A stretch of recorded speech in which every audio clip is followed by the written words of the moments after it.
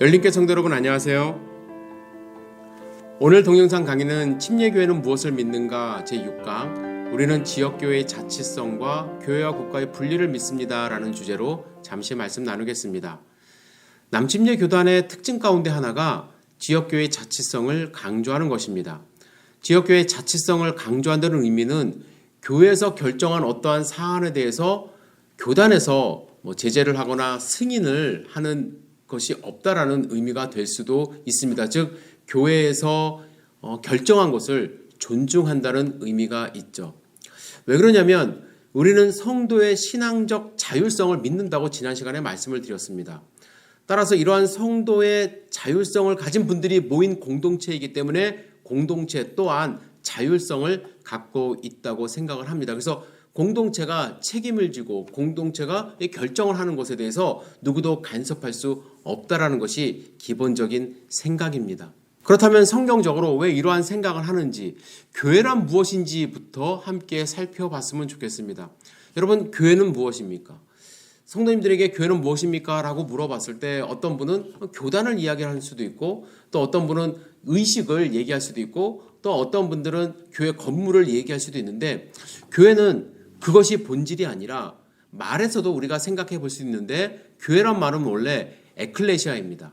에클레시아는 뭐뭐로부터 불러냄을 받은 자들이라는 뜻인데 이것을 풀어서 말씀을 드리면 예수 그리스도의 복음을 듣고 세상에서 불러냄을 받아 그리스도에게 속한 무리의 공동체를 뜻합니다. 즉 교회는 예수님을 믿는 사람들이 모인 공동체가 본질입니다. 따라서 외부에서 누군가가 교회를 간섭할 수 없고 누군가의 결정에 의해서 교회가 좌지우지 될 수 없는 것이 교회의 특징입니다. 좀 전에 제가 말씀드렸듯이 교회의 본질이 아닌 것은 건물, 교파, 의식 이런 것은 교회의 본질이 아닌 것이죠. 그러면 교회의 참된 기초는 무엇인가? 마태복음 16장에 예수님이 이렇게 말씀하십니다. 예수께서 빌립보 가이사랴 지방에 이르러 제자들에게 물어 이르시되 사람들이 인자를 누구라 하느냐? 이르되 더러는 침례 요한, 더러는 엘리야, 어떤 이는 예레미야나 선지자 중 하나라 하나이다. 이르시되 너희는 나를 누구라 하냐? 시몬 베드로가 대답하여 이르되 주는 그리스도시요 살아계신 하나님의 아들이시니이다. 예수께서 대답하여 이르시되 바요나 시몬아 내가 복이 있도다. 이를 내게 알게 하신 이는 혈육이 아니요 하늘에 계신 내 아버지시니라. 또 내가 내게 이르노니 너는 베드로라. 내가 이 반석 위에 내 교회를 세우리니 음부의 권세가 이기지 못하리라. 내가 천국 열쇠를 내게 주리니 내가 땅에서 무엇이든지 매면 하늘에서 매일 것이요 내가 땅에서 무엇이든지 풀면 하늘에서도 풀리리라 하시고 이에 제자들에게 경고하사 자기가 그리스도인 것을 아무에게도 이르지 말라 하시니라. 오늘 본문에서 우리는 교회의 근본을 배울 수가 있는데 예수님이 내가 이 반석 위에 내 교회를 세우겠다고 하셨기 때문입니다. 천주교에서는 이 반석을 베드로로 해석을 합니다. 즉 인간 베드로 위에 교회를 세우시고 천국 열쇠를 주셨다고 이제 말씀을 합니다. 하지만 본문의 반석은 베드로가 될 수 없습니다. 첫 번째 이유는 본문 말씀 바로 이후에 베드로는 예수님으로부터 사탄아 너희로 물러가라 너는 나를 넘어지게 하는 자로다 라고 책망을 받습니다. 또한 예수님을 3번이나 부인하는 모습이 보이죠. 만일 인간 베드로 위에 교회를 세웠다면 교회는 이미 무너지고 또 무너졌을 것입니다. 또 한 가지 우리가 본문을 통해서 배울 수 있는 것은 베드로와 뒤에 나오는 이 반석이라는 단어가 다르다라는 점입니다. 베드로는 남성 명사로서 반석이나 바위를 뜻하는 페트로스로 이제 사용이 되었고 뒤에 나오는 반석은 여성 명사로서 페트라로 사용이 되었습니다. 반석에는 2가지 종류가 있습니다. 지면 위에 나와 있는 반석은 페트로스, 남성 명사로 쓰였고 땅속에 숨어서 보이지 않는 암석층으로 형성된 반석은 페트라, 여성 명사로 사용이 되었습니다. 따라서 베드로와 이 반석은 같은 것이 아니라 완전히 다른 지칭임을 우리는 알 수가 있습니다. 그러면 예수님이 말씀하신 이 반석은 무엇을 뜻할까? 예수님이 말씀하신 이 반석은 베드로의 눈으로 보이지 않는 신앙 고백을 의미합니다. 따라서 우리 교회의 반석도 우리의 믿음, 우리의 신앙 고백 위에 교회가 세워진 것입니다. 한 개인이나 어떠한 교단 위에 세워져서 사람이나 어떠한 집단에 의해서 좌지우지되는 것이 교회가 아니라 우리 성도님들의 믿음 위에 세워져서 자율성을 갖는 것이 우리 열린교회라고 할 수가 있는 것이죠. 자, 고린도전서 3장 말씀 함께 읽겠습니다. 10절 11절 내게 주신 하나님의 은혜를 따라 내가 지혜로운 건축자와 같이 터를 닦아두매 다른 이가 그 위에 세우나 그러나 각각 어떻게 그 위에 세울까를 조심할지니라. 이 닦아둔 것 외에 능히 다른 터를 닦아둘 자가 없으니 이 터는 곧 예수 그리스도라. 교회의 터는 예수 그리스도이고 성도들의 믿음과 신앙 고백에 의해서 세워졌다는 것을 분명히 말씀하고 있습니다. 자, 그럼 두 번째로 지역교회의 자율성을 갖는다는 것은 어떤 의미가 있는지, 제가 모두에서도 말씀드렸듯이 영혼의 개인적 자율성을 지닌 우리 성도님들이 모였기 때문에 당연히 지역교회도 자율적 존재입니다. 누군가에서 지배를 받거나 누군가에서 좌지우지되는 것이 아니라 우리가 우리의 믿음을 가지고 또 하나님의 인도하심을 받아서 우리가 자율적으로 교회를 성장시킬 수도 있고 또 선교도 할 수도 있고 구제사역도 할 수 있는 것이 교회의 특징입니다. 그리고 숫자가 크고 작은 것이 중요한 게 아니라 그리스도의 몸인 교회들은 머리 되신 주님 앞에서 서로 동등합니다. 초대교회의 자율성 모본이 사도행전 15장에 나오는데 15장 11절만 제가 읽어드리겠습니다. 그러나 우리는 그들이 우리와 동일하게 주 예수의 은혜로 구원받은 줄을 믿노라 하니라. 이 이야기는 예루살렘 교회가 회의를 하기 시작을 합니다. 어떤 회의를 하냐면 이방인들이 예수 그리스도를 영접하는 일들이 일어나고 구원을 받는 일이 일어나자 유대인 중심이었던 예루살렘 교회가 당황을 하기 시작합니다. 이걸 어떻게 받아들일 것인가. 그러나 그들이 깨닫고 회의를 통해서 내린 결론은 무엇이냐면 그들도 동일하다는 것이죠. 우리는 유대인이고 그들은 헬라인이기 때문에 다른 것이 아니라 하나님의 은혜로 예수의 은혜로 구원받았기 때문에 우리는 동일하다는 것을 천명하고 있습니다. 그러나 우리가 분명히 알아야 될 것은 이 세 번째가 중요한데 자율성과 함께 강조되어야 되는 것은 협동사역입니다. 나는 자율성이 있기 때문에 내가 알아서 해. 나 혼자 해. 하면은 교회가 힘을 발휘할 수 없습니다. 교회는 특별히 이제 7장에서도 이야기를 하겠지만 남침례 교단은 협동으로 하는 일들이 있습니다. 교회 개척을 한다든지 또 선교사님을 파송한다든지 기관을 세워서 그 기관에서 교회 혼자 할 수 없는 일들을 우리가 임무를 주고 또 책임을 다해서 맡깁니다. 그런 의미에서 교단이 필요하기 때문에 거기에 협동을 하는 것이 참 중요하다고 생각을 합니다. 물론 큰 교회들은 혼자서 할 수 있는 일들도 많이 있지만 그러나 아무리 큰 교회라 할지라도 작은 교회가 함께 동역하지 않으면 할 수 없는 일들이 많이 있습니다. 그래서 중요한 것이 이 협동 사역입니다. 로마서 1장 25절에서 29절 제가 읽어드리겠습니다. 그러나 이제는 내가 성도를 섬기는 일로 예루살렘에 가노니 이는 마게도냐와 아가야 사람들이 예루살렘 성도 중 가난한 자들을 위하여 기쁘게 얼마를 연보하였음이라. 저희가 기뻐서 하였거니와 또한 저희는 그들에게 빚진 자니 만일 이방인들이 그들의 영적인 것을 나눠 가졌으면 육적인 것으로 그들을 섬기는 것이 마땅하니라. 그러므로 내가 이 일을 마치고 이 열매를 그들에게 확증한 후에 너희에게 들렸다가 서바나로 가리라. 내가 너희에게 나아갈 때에 그리스도의 충만한 복을 가지고 갈 줄을 아노라. 거리로 상당히 많이 떨어져 있습니다. 마게도냐 지방과 예루살렘은 너무나도 떨어져 있지만 서로 영적으로 하나 됐다는 것을 알고 가난한 자들을 위해서 헌금하고 또 예루살렘 교회는 선교사들 그 당시에는 이제 사도들 파송해서 마게도냐 지역에 있는 교회들을 든든히 세우는 일들을 많이 했습니다. 서로가 연합하여 협동 사역을 했다는 것을 우리는 성경을 통해서 알 수 있는데 이 협동하는 것에 대해서 7장에서 조금 더 구체적으로 함께 생각을 해보도록 하겠습니다. 그럼 두 번째로 남침례 교단이 믿고 있는 것 중에 하나는 국가와 교회의 분리인데 이것에 대해서 잠시 말씀 나누도록 하겠습니다. 미국 헌법과 한국 헌법 그리고 대부분의 민주주의 국가의 법에는 종교와 국가의 분리를 규정하고 있습니다. 이것은 본래 성경에 나타난 그리스도인의 세계관의 한 영역에서 증언되고 있는 진리입니다. 또한 17세기 초 미합중국 창설 당시 탁월한 침례교 지도자였던 로저 윌리엄스가 로드 아일랜드주의 헌법에 반영되도록 주장한 결과이며 이것이 마침내 후일 미국 헌법과 많은 서구 민주주의 국가들의 기초가 된 것입니다. 그러면 성경을 믿는 복음적 그리스도인의 국가관은 어떠해야만 하는지, 교회와 정치가 분리되어야 되는 신학적 성경적 근거는 무엇이며 그 실제적 의미는 무엇인지 잠시 생각해 봤으면 좋겠는데, 먼저 교회와 국가를 생각할 때 두 가지 극단을 조심해야 됩니다. 첫째는 국가지상주의, 국가가 교회를 지배해야 된다라고 생각을 하는 것이고요. 두 번째는 교회지상주의입니다. 교회가 국가를 다스려야 된다. 중세시대까지도 그랬죠. 하지만 성경을 보면 하나님 소명의 이원성이 나타납니다. 루터가 두 왕국설을 이제 주장을 했는데 하나님이 국가도 다스리시고 교회도 다스리십니다. 하지만 국가와 교회는 서로 다스림을 받지 않습니다.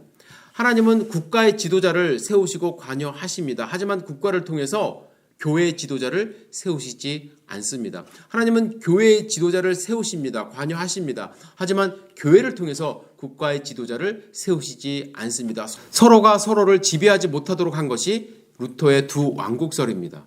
자, 그럼 우리가 국가의 제한된 성질을 분명히 알아야 합니다. 국가는 하나님으로부터 제한된 권리를 위임받은 것입니다. 국가는 제한된 범주에서만 권리를 사용해야만 합니다.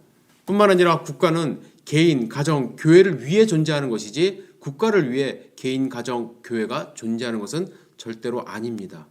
이것을 잘 이해를 해야 되는데 역사적으로 보면 왕들이나 혹은 독재하는 대통령들이나 이것을 이해를 하지 못하고 신앙이 없기 때문에 백성을 위하는 나라가 아니라 백성이 본인을 위해서 존재하는 것으로 생각해서 독재하는 경우가 상당히 많았습니다.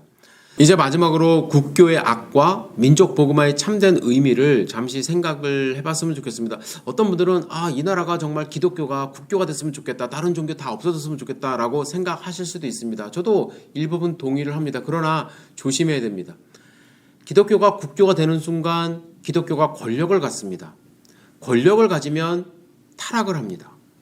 그래서 종교가 국교가 되는 것을 성경에서는 원치 않고 저 또한 그것은 반대합니다.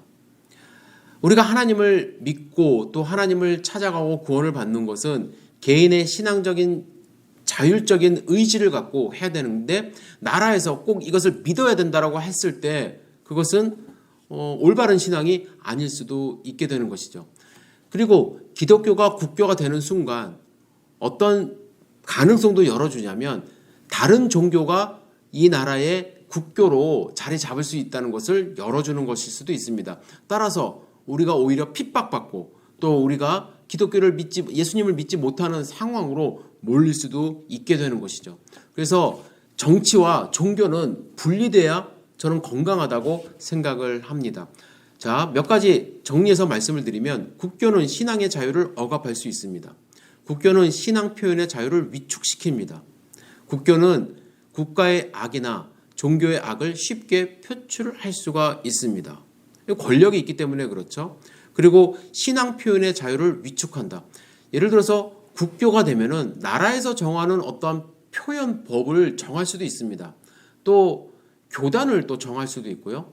누가 힘을 갖느냐에 따라서 여러 가지 법률이 정해지기 때문에 신앙의 자율이 있는 것 같지만 오히려 억압이 될 수도 있는 역효과가 나타날 수 있는 것이 국교 제도라고 할 수 있습니다. 그래서 우리가 해야 될 것이 있습니다. 국교를 위해서 기도할 것이 아니라 민족 복음화 또 나라의 복음화를 위해서 우리는 힘써야 합니다. 민족 복음화라는 의미는 민족 구성원 모두에게 혹은 이 미국에 살고 있는 우리는 같은 민족은 아니지만 이 나라 모든 사람들에게 복음을 들을 수 있는 기회를 제공하는 것을 뜻하고요. 참된 전도는 개인적 응답의 자유가 보장된 상황에서만 진실한 증거를 전달할 수가 있음을 의미합니다. 국교를 통해서 무조건 믿어야 된다 해서 좋은 것이 아니라 복음화를 한다는 것은 신앙의 자유를 가지고 자기가 의지를 통해서 예수 그리스도를 영접하고 하나님께 나아가야 되는 것을 의미하는 것입니다. 그러면 국가와 나라가 분리되어야 된다는 것은 잘 알고 있지만 때로는 오해도 있고 풀지 못하는 숙제도 있습니다. 첫 번째는 유기적 관련을 가진 현대사회 안에서 국가와 종교의 분리가 어디까지 가능할 것인가. 남침례 교단이 정치를 하지는 않지만 정치적인 영향력을 줍니다. 교인들이 많이 있기 때문에, 특히 남부지방에 많이 있기 때문에 정치적인 색깔을 낼 수가 있죠. 그리고 정치인들을 후원할 수가 있습니다. 뭐 직접적으로도 할 수 있고 간접적으로도 할 수 있고. 그것은 정치를 하는 것이 아닌가라는 생각이 들 수도 있습니다.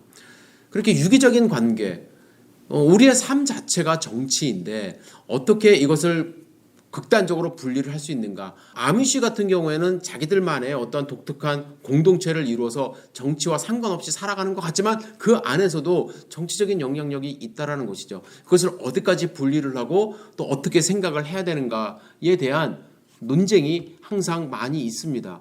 또 한 가지는 교회와 국가의 분리 원칙은 그리스도인들의 정치, 사회적 책임을 나태하는 것은 아닌가. 나는 정치하지 말아야 돼. 나는 국가에 관심을 갖지만 내 신앙만 잘하면 돼. 라는 생각을 할 수도 있습니다. 지금 같은 경우에 미국 사회가 지금 상당히 혼란스럽고 데모도 많이 하고 있고 또 폭력적인 사태가 일어나는데 기독교인으로서 나는 어떠한 마음 자세를 가져야 되고 어떠한 생각을 해야 하는가. 내가 여기서 정치적인 색깔을 띠고 데모에 참여를 하는 것은 과연 하나님이 원하시는 것과 또 하나님이 원치 않는 일인가. 이에 대한 사실은 이건 난제입니다. 80년도에 제가 대학교를 다녔기 때문에 교회 안에서도 이런 논쟁이 많이 있었습니다. 학생으로서 데모에 참석을 해야 되는가, 데모하면 안 되는가. 아직까지도 좀 풀리지 않는 그러한 질문이기도 합니다. 그러면 세 번째 이런 질문도 나올 수가 있습니다. 교회와 국가의 분리 원칙은 독재 국가나 반대로 무정부주의적 사회로의 가능성을 지원할 수 있지 않는가. 제가 좀 전에 말씀드린 것입니다. 분리를 원칙을 하면은 독재 국가가 돼도 거기에 대해서 관여하지 않는 것이 교회가 되는 것이고 무정부주의가 되는 어떠한 데모를 하는 것도 또 교회가 관여하지 않는 그런 모습이 있을 수 있기 때문에 상당히 조심스러운 그러한 질문이기도 합니다. 그래서 그리스도인들이 국가에 대한 바른 성경적 태도를 가져야 되는데 첫 번째 원칙만 몇 가지 말씀드리겠습니다. 국가와 국가에 위임한 권세를 인정을 해야 합니다. 인정하는 것이 중요합니다. 인정하지 않으면 예를 들어서 국민에 의해서 선출된 대통령, 또 시장, 나는 인정할 수 없어. 사사건건 데모하고 또 모든 것을 부정하면은 하나님이 원하시는 것이 아닐 수 있다는 것이죠. 그래서 그리스도인들은 국가의 좋은 국민과 또한 시민이 되어야 되는 것이 원칙입니다. 그리고 국가의 지도자를 존경하고 순복하며 협력하는 것이 원칙입니다. 원칙이에요. 그 원칙을 지키려고 하는 것이 중요한데 다음 것이 중요합니다. 그리스도인들은 불의한 국가 권력 행사에 대해서 시민 불복종의 권리와 예언적 책임을 행사할 수 있다. 자, 시민 불복종의 권리. 이것은 의가 아니라 불의라고 생각이 되어지면 국가에서 행하는 어떠한 사안에 대해서 불복종할 수 있다는 것입니다. 그 권리도 우리에게 있다는 거예요. 무조건 동조하고 무조건 참여하는 것만이 우리의 책임이 아니라 이것은 하나님의 뜻이 아니고 너무나도 불의한 행동을 하고 불의한 결정을 한다고 했을 때 불복종할 수 있는 권리도 우리에게 있음을 성경은 말씀하고 있고요. 예언적 책임을 행사할 수 있대요. 하나님이 말씀하신 이 말씀을 붙들고 가서 복음을 증거하고 하나님의 말씀을 선포할 수 있는 책임도 있는 것이죠. 공의, 하나님이 말씀하신 사랑, 하나님이 말씀하시는 평화, 이것에 대해서 알리고 그것을 표현할 수 있는 그러한 책임도 우리에게 있다는 것입니다. 그리스도인은 마지막으로 민족 복음화의 책임을 다해야 된다. 이 말이 정치적으로는 신경 쓰지 말라라는 의미가 아니라 정치적으로 정의로워지고 정치적으로 평화가 일어나기 위해서는 그 근간이 복음이어야 되고 예수 그리스도의 사랑이어야 된다는 책임감을 가지고 내 스스로 복음적으로 살고 또 복음을 증거하는 사람이 되어야 되는 것이 이 남침례 교단의 생각이고 또 남침예교단의 입장이라는 것을 여러분들이 아시면 좋을 것 같고 저 또한 그렇게 생각을 합니다. 참 어려운 주제입니다. 선을 그어놓고 이건 해라, 이건 하지 마라 라고 이야기하면 오히려 편하게 말씀을 드릴 수 있지만 때로는 상황에 따라서 또 성장 배경에 따라서 본인이 갖고 있는 생각과 철학에 따라서 하나님의 말씀을 조금씩 다르게 받아들이고 적용할 수도 있습니다. 하지만 근본적으로 우리가 생각해야 되는 것은 하나님은 공의로우시고 또 하나님의 사랑을 증거해야 되는 것이 우리의 책임임을 아시고 또 하나님의 말씀을 증거하는 삶을 사시기를 주님의 이름으로 축복합니다. 오늘 말씀이 조금 어렵긴 했지만 그래도 여러분들 이 두 가지 분명히 아셔야 됩니다. 남침예교단은 지역교회의 자율성과 교회와 국가의 분리를 믿는다는 것 마음속에 담아두시기를 부탁을 드립니다. 여러분들 날씨가 이제 갑자기 여름이 되었습니다. 또 건강하시고 지금 어느덧 14주차 우리가 집에서 갇혀있는 그러한 경우가 되었는데 빨리 이 상황이 종결되어서 우리 자녀들도 자유롭게 좀 뛰놀고 또 가을 학기에는 학교를 가고 또 우리 성도님들도 직장생활 또 평소처럼 이렇게 할 수 있는 날이 올 수 있도록 함께 기도해 주시기를 부탁을 드립니다. 다음 시간이 이제 마지막 시간인데요. 다음 시간에 다시 뵙도록 하겠습니다. 여러분들 강건하시기 바랍니다. 감사합니다.